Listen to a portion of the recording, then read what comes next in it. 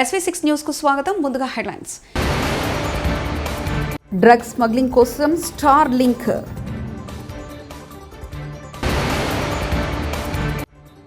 లబ్ధిదారుల ఇంటికి వెళ్లి సీఎం చంద్రబాబు పెన్షన్ల పంపిణీ.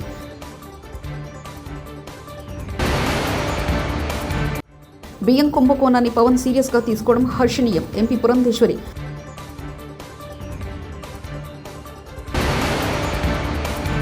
కొండా సురేఖకు మంత్రి పదవిలో ఉండే అర్హత లేదు. ఆర్ఎస్ ప్రవీణ్ కుమార్. అరేబియా సముద్రంలో జరిపిన ఒక ఆపరేషన్లో భారత నౌకాదళం 500 కేజీల మాదక ద్రవ్యాల క్రిస్టల్ మెథంఫెటమైన్ను స్వాధీనం చేసుకుంది. 9 మందిని అదుపులో తీసుకుంది. నవంబర్ 24న శ్రీలంక నౌకాదళం నుంచి అందిన సమాచారం మేరకు మొదలైన ఈ ఆపరేషన్ 2 రోజుల పాటు సాగింది. అరెస్ట్ చేసిన 9 మంది భారత్ శ్రీలంక నౌకాదళానికి అప్పగించింది. కాగా ఈ మాదక ద్రవ్యాల రవాణాకు స్మగ్లర్లు అత్యాధునిక స్టార్ లింక్ ఉపగ్రహ ఆధారిత సమాచార పరికరాలను ఉపయోగించారని అండమాన్ నికోబార్ పోలీసులు వెల్లడించారు. అక్కడ పట్టుబడిన చేపల వేట ట్రాలర్ నుంచి వాటిని స్వాధీనం చేసుకున్నారు. మన పోరాట పటిమకు కాంగ్రెస్ ప్రభుత్వం లగచరలో భూసేకరణ వెనక్కి తీసుకుంది. ఇది తెలంగాణ విజయం. కొడంగల్లోని గిరిజన, దళిత, బీసీ, చిన్న సన్నకారు రైతుల విజయం. రేవంత్ రెడ్డి ఓ రియల్ ఎస్టేట్ బ్రోకర్. అతడు ఎక్కడ భూములు గుంజుకోవాలని చూస్తున్నారు. ఈ రియల్ ఎస్టేట్ బ్రోకర్ ఎక్కడ భూములు గుంజుకోవాలని చూసినా అక్కడ ప్రతిఘటించి పోరాడతామంటూ కేటీఆర్ వ్యాఖ్యానించారు. బ్రిటిష్ వాళ్ళు ఆనాటి దుర్మార్గులు కూడా చేయని దుర్మార్గ పనులు చేసి ఈరోజు ఇప్పుడే మన పోరాటానికి తల ఒగ్గి ఇప్పుడే అది రద్దు చేసుకుంటున్నట్టుగా ప్రకటన వచ్చింది. ఇది తెలంగాణ విజయం. ఇది బీఆర్ఎస్ విజయం కాదు, ఇది తెలంగాణ ప్రజల విజయం. ఆ గిరిజన బిడ్డల విజయం, అక్కడ ఉండే మా దళిత బిడ్డల విజయం, అక్కడ ఉండే బీసీ బిడ్డల విజయం, ఆ చిన్న సన్నకారు రైతుల విజయం మన విజయం కాదు. ఇంకొక రూపంలో వస్తాడు. ఫార్మా కోసం కాదు, ఇంకొక రూపంలో నీ భూమి గుంజుకుంటాను వస్తాడు. నేను కొడంగల్లోకే కాదు, రాష్ట్రంలో ఉండే ప్రతి బిడ్డకు చెప్తా ఉన్నా, ఈ రియల్ ఎస్టేట్ బేహారికి, ఈ రియల్ ఎస్టేట్ బ్రోకర్కు ఆయనకు భూములు గుంజుకోవడం, భూముల చుట్టూ వ్యాపారం చేయడం తప్ప ఇంకొకటి తెలియదు. ఆయనకు రాష్ట్ర సంపద పెంచే ఆలోచనలు లేవు, రైతాంగాన్ని బాగు చేసే ఆలోచనలు లేవు. అందుకే ప్రతిఘటన మాత్రమే మార్గం. ఖచ్చితంగా ఎప్పటికప్పుడు ఎక్కడికక్కడ నిలదీయడం మాత్రమే మనకున్న ఏకైక గత్యంతరం. మీకు ఈ గులాబీ జెండా అండగా ఉన్నది.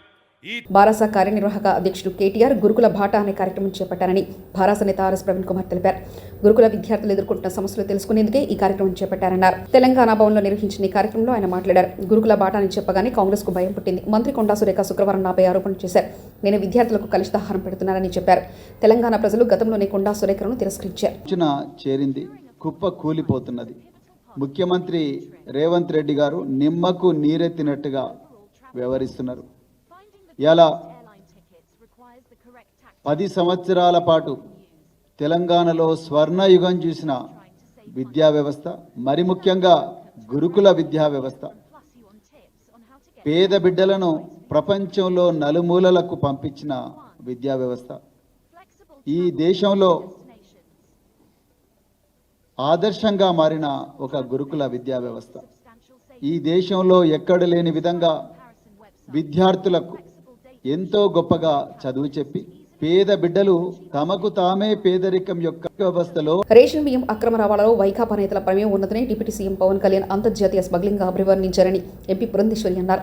బియ్యం కుంభకోణాన్ని పవన్ సీరియస్ గా తీసుకోవడాన్ని ఆమె స్వాగతించారు. విజయవాడలో నిర్వహించిన సంఘటన పరువు 2024 రాష్ట్ర స్థాయి కార్యశాలలో భాజపా నేతలతో కలిసి ఆమె పాల్గొన్నారు.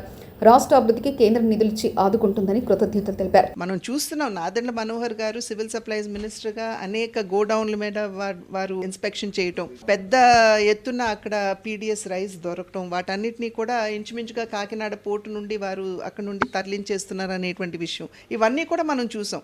అయితే గత ప్రభుత్వంతో అధికారంలో ఉన్నటువంటి పార్టీతో సంబంధం ఉన్నటువంటి నాయకుల పేర్లు ముడిపడి ఉన్నటువంటి విషయాన్ని మనం ఇక్కడ గమనించాలి. రాష్ట్రంలో జరుగుతున్నటువంటి అవినీతిని ప్రస్తావిస్తూ భారతీయ జనతా పార్టీ కూడా ఈ పీడిఎస్ రైస్ గురించి ప్రస్తావించినటువంటి విషయం మనందరికీ తెలుసు. కనుక భారతీయ జనతా పార్టీ ఎప్పుడు వెనకడుగు వేయలేదు ఇటువంటి అంశాల మీద గళం విప్పడానికి. అదేవిధంగా ఇవాళ పవన్ కళ్యాణ్ గారు కూడా ముందుకు వచ్చి దానికి బలం చేకూర్చడం అనేది ఇది నిజంగా ప్రతి ఒక్కరు కూడా గమనించవలసినటువంటి విషయం, స్వాగతించవలసిన. ప్రధానంగా ఏమిటంటే ఖచ్చితంగా కేంద్ర ప్రభుత్వానికి మేమందరం కూడా మా ధన్యవాదాలు తెలియజేయాలి. ఎందుకంటే పెద్ద సంఖ్యలో మనకి వనరులు ఇస్తున్నారు. అమరావతి డెవలప్మెంట్ కావచ్చు, పోలవరానికి సంబంధించి కావచ్చు, రోడ్ల డెవలప్మెంట్ డెవలప్మెంట్కి కావచ్చు, పంచాయతీరాజ్ కింద రావాల్సినటువంటి కావచ్చు, లేకపోతే 15th ఫినాన్స్ కమిషన్ కింద గ్రామీణాభివృద్ధికి రావాల్సినటువంటి వనరులు కావచ్చు, పెద్ద ఎత్తున కేంద్ర ప్రభుత్వం వాటన్నిటినీ కూడా అందిస్తున్నటువంటి విషయం మనం ఖచ్చితంగా స్వాగతించాలి. దాన్ని స్వాగతిస్తూనే అదనంగా రాష్ట్రానికి ఏం కావాలి. ముఖ్యమంత్రి చంద్రబాబు నాయుడు శనివారం అనంతపూర్ జిల్లాలో పర్యటించారు. బొమ్మనహాల్ మండలం నేమకలులో పెన్షన్ల పంపిణీ కార్యక్రమంలో పాల్గొన్నారు. లబ్ధిదారులకు పెన్షన్ పంపిణీ చేసి వారి సమస్యలు తెలుసుకున్నారు. ప్రభుత్వ విప్ కాలువ శ్రీనివాసులు, కలెక్టర్ వినోద్ కుమార్, ఎస్పీ జగదీష్, ప్రజాప్రతినిధులు పాల్గొన్నారు. సీఎం చంద్రబాబు తమ గ్రామానికి రావడంతో వేమకళ్ళు వాసులు ఆనందం వ్యక్తం చేశారు. ఎంతమంది పిల్లలు? ఇద్దరు కొడుకులు, ఇద్దరు ఆడపిల్లలు. ఇద్దరికి పెళ్లి చేస్తావా? ఇంకా నువ్వు పెళ్లి చేసుకోవాలి. నువ్వేం చేస్తావు? వ్యవసాయం చేస్తాం సార్, గొర్రెలు కస్తాం సార్. ఏందున్నాయి గొర్రెలు మొత్తం? గొర్రెలు లేవు సార్, అమ్మినాం సార్. వేరే వాళ్ళతో చెప్తున్నాం సార్. నువ్వేం చేస్తావమ్మా? ఏం పని చేస్తావు? వ్యవసాయం సార్. వ్యవసాయం చేస్తావు. వ్యవసాయం గొర్రెలు. నువ్వేం చదువుకున్నావు? ఏం చదువుకోలేదు సార్. నువ్వు కూడా ఏం చదువుకోలేదా? చదవలేదు సార్. ఎందుకు చదివించలేదు? చదివించలేదు సార్. ఏం ఆయన గొర్రెలు అని అప్పుడు గొర్రెలు అక్కేసినారు సార్. చదువు పంపించలేదు సార్. ఆ గొర్రెలు లేదు సార్. చదివించాలి కదా, చదివించలేకపోయావు. చాలా సంతోషపడతాను. మీరు వచ్చిందానికి నాకు చాలా చాలా చాలా సంతోషం సార్. థ్యాంక్ యూ తల్లి. అందుకే ఇప్పుడు 4,000 రూపాయలు పింఛన్ ఇస్తున్నాం కదా, ఉపయోగమేనా నీకు? ఎట్లా ఉపయోగం? అవును చెప్పని. నీ అభిప్రాయం ఏంటి? ఒకప్పటి నుంచి 3,000 నుంచి 4,000 ఇచ్చామమ్మా. ఒకప్పుడు నేనే ఉన్నప్పుడు 200 నుంచి 2,000 చేశాను. మళ్ళీ ఇప్పుడు 3,000 నుంచి 4,000 చేశాను. నీకు దీనివల్ల ఎంతవరకు వెసులుబాటు వస్తూ ఉంది? ఇప్పుడు 4 సంవత్సరాలు అంటే వచ్చినా సార్, నాకు పింఛన్ వస్తుంది. అందుకని ముందు లేదు. ఇప్పుడు పైన సంవత్సరం 3,000 తీసుకుంటుంటే ఇప్పుడు నువ్వు వచ్చినాక 4,000 రూపాయలు తీసుకుంటాను సార్. నువ్వు వీళ్ళిద్దరూ కూలికి పోయి కొంత డబ్బులు వస్తుంది, ఇదంతా కలిపి పెట్టుకుంటారా ఖర్చులకై? వాళ్ళకి పెళ్లి చేయాలి కదా నువ్వు? చేయాలి సార్. మరి అదే పెళ్లి చేయను, ఒక అయిప నాకు ఇల్లు కావాలని ఒక అయిప అంటాడు. ఇద్దరు అడుగుతున్నారు సార్. భారీ ఇల్లు కావాలని, ఇది వేరే కాపులు పెట్టాలని ఇదే అనుకుంటున్నాను. ఇప్పుడు ఇల్లు లేదా? ఇప్పుడు లేదు సార్. ఇప్పుడు ఇల్లు కట్టిస్తే ఇంటి జాగా ఉందా? సార్ పక్కలో ఉంది. ఎక్కడ ఉందమ్మా? అక్కడే కట్టుకుంటారు ఇల్లు కట్టిస్తే? దాని పక్కనే ఇచ్చేసేయండి. నాకు ఇంకా గొర్రెలు కూడా ఇస్తే గొర్రెలు పెట్టిస్తామో మేపుకుంటారా? ఇప్పుడు గొర్రెలు పొలాలకు తిరిగే గొర్రెల, ఇంటికాడ మేపుకున్న గొర్రెలు వచ్చాయా? ఈవినింగ్, మార్నింగ్ టు ఈవినింగ్ మేపుకుంటారు సార్. ఈవినింగ్ అయితే ఒక కళ్ళం వేసుకొని అక్కడ గొర్రెలు పెట్టుకుంటారు సార్. అది చేస్తారు. అది ఇప్పుడు కదా, అవి రాలేదా? ఫార్మ్సే అవి రాలేదా? అవి లేవు సార్ ఇక్కడ. మామూలుగా వీళ్ళు బయటికి పోయి మేపుకొని వచ్చి సాయంత్రం అంటే ఇక్కడ గడ్డి కూడా ఉంటది కాబట్టి ఆ ఫార్మ్స్ మీకు ఐడియా ఉందా?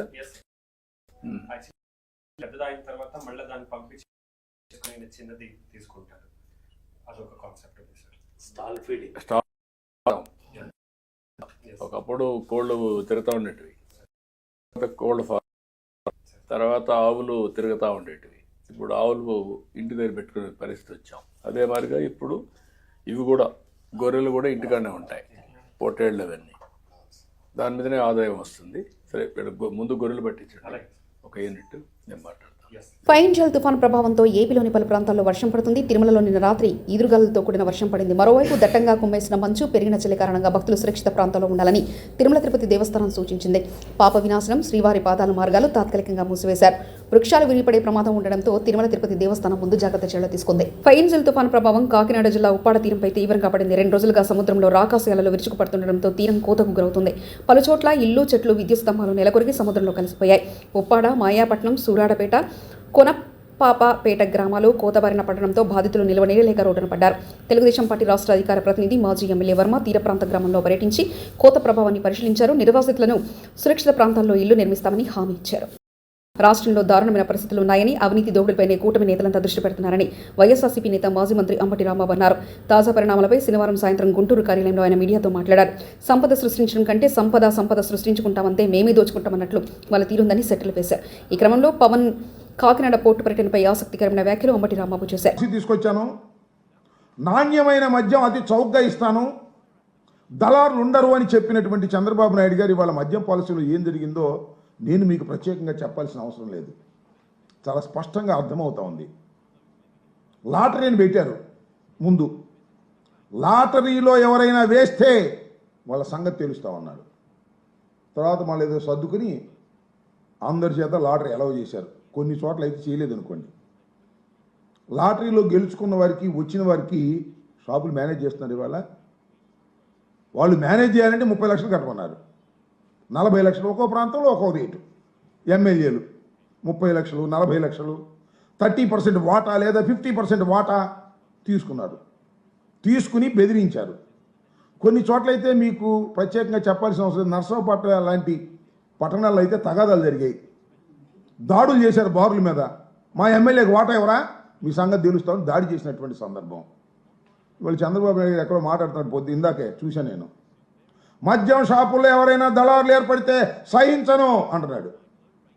బెల్ట్ షాపులు ఎక్కడ పెడితే బెల్ట్ తీస్తానంటున్నాడు. ఎందుకే ఈ సొల్లు కబుర్లు నాకు అర్థం కాదు.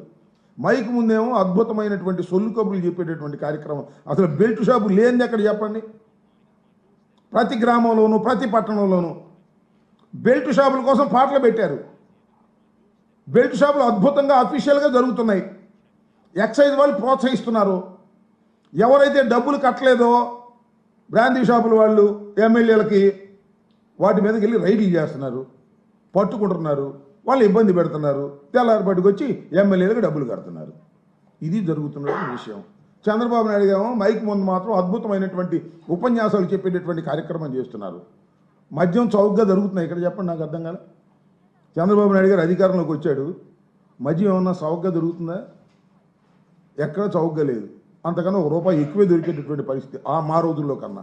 ఈ విధంగా మద్యం షాపుల్లో విపరీతంగా దోచుకునేటటువంటి కార్యక్రమం నారా చంద్రబాబు నాయుడు గారి పరిపాలనలో ఎమ్మెల్యేలు చేస్తున్నారు. ఏ ఊర్లో ఆ ఊర్లో దందాలు చేసేటటువంటి కార్యక్రమం చేస్తున్నారు. విద్యుత్ ఛార్జీలు పెంచి తమపై నిందలు మోపడం సరికాదని కూటమి సర్కార్ తీరుపై మాజీ మంత్రి కాకాని గోవర్ధన్ రెడ్డి మండిపడ్డారు. శనివారం ఆయన మీడియా సమావేశంలో మాట్లాడుతూ ఎన్నికల ప్రచారంలో కరెంటు ఛార్జీలు పెంచుతామని చెప్పి రెండోసారి కూడా పెంచుతున్నారంటూ దుయ్యబట్టారు. మాజీ మంత్రి కాకాని గోవర్ధన్ రెడ్డి వీటిని అమలు చేస్తానని చెప్పి ప్రకటించాడు. వాటికి తూట్లు పొడవడం ఒక వంతు అయితే, మరొకటి ఇప్పటికే దాదాపుగా ఒకసారి కరెంటు ఛార్జీలు దీపావళి శుభ సందర్భంలో వడ్డించినటువంటి చంద్రబాబు మరొకసారి సుమారు 9,412 కోట్ల రూపాయల కరెంటు ఛార్జీలు వడ్డింపులకి ఈరోజు రంగం సిద్ధం చేసి ప్రజల మీద పెనుభారాన్ని మోపడానికి ప్రయత్నం చేస్తున్నాడు. అంటే దాదాపుగా చంద్రబాబు నాయుడు కూటమి ప్రభుత్వం ఏర్పడిన తర్వాత 6 నెలల్లోనే ఇప్పటి వరకు 15,486 కోట్ల రూపాయలకు సంబంధించినటువంటి విద్యుత్ అదనంగా వసూలు చేయాలి ప్రజల దగ్గర నుంచి అనే అదనపు భారాన్ని ఈరోజు ప్రజలకు అనేక రకాలుగా ట్రూ అప్ ఛార్జీస్, ఇంధన సర్దుబాటు ఛార్జీలు, రకరకాలైనటువంటి పేర్లతో ఈరోజు ప్రజల నుంచి ముక్కుబిండి వసూలు చేయడానికి చంద్రబాబు నాయుడు గారు సిద్ధపడ్డారు. ఒకసారి ఈరోజు చంద్రబాబు నాయుడు మాట్లాడుతున్నాడు ఏమనంటే, వైఎస్ఆర్ కాంగ్రెస్ పార్టీ ప్రభుత్వంలో తీసుకున్నటువంటి నిర్ణయాల వల్ల, వైఎస్ఆర్ కాంగ్రెస్ పార్టీ ప్రభుత్వంలో తీసుకున్నటువంటి అనేక కార్యక్రమాల వల్ల ఈరోజు ఈ విద్యుత్ ఛార్జీలు భారం పడుతుంది అని చెప్పాడు. చంద్రబాబు నాయుడు మాట్లాడేటువంటి ప్రతి మాట వైఎస్ఆర్ కాంగ్రెస్ పార్టీని, జగన్మోహన్ రెడ్డి గారిని తలుచుకుంటే తప్ప చంద్రబాబుకి, కూటమి పెద్దలకి నిద్ర పట్టేటువంటి పరిస్థితి లేదు. కాబట్టి మీరు చేసినటువంటి ప్రతి పొరపాటు, మీరు ప్రజలను మోసం చేయాలనుకున్నటువంటి ప్రతిసారి జగన్మోహన్ రెడ్డి గారి మీద ఆ నిందలు మోపడానికి మీరు సిద్ధపడడం, దానికి అనుకూలంగా కొంత పచ్చ మీడియా బాగా ఓదరం అనేటువంటిది ఆంధ్ర రాష్ట్రంలో పరిపాటిగా మారిపోయింది. వాస్తవం చెప్పాలి అంటే ఈరోజు వీటన్నిటికీ కారణం ఆంధ్ర రాష్ట్రం విద్యుత్ రంగం పెను సంక్షేమంలో కూరుకుపోవడానికి ప్రధాన కారకుడు చంద్రబాబు నాయుడు గారు. 2014 నుంచి 2019 వరకు చంద్రబాబు నాయుడు గారు తీసుకున్నటువంటి అనేక రకాలైనటువంటి నిర్ణయాలు ఆశపడి అవినీతికి పాల్పడుతూ ఒప్పందాలు, విద్యుత్ ఒప్పందాలు, పవర్ పర్చేజ్ అగ్రిమెంట్స్ చేసుకోవడం వల్ల ఈరోజు రాష్ట్రానికి ఇటువంటి దుస్థితి ఏర్పడింది. డ్రగ్స్ స్మగ్లింగ్ కోసం స్టార్ లింక్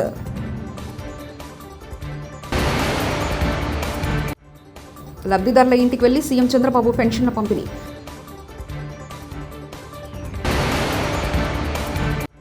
బియ్యం కుంభకోణాన్ని పవన్ సీరియస్గా తీసుకోవడం హర్షణీయం. ఎంపీ పురంధేశ్వరి.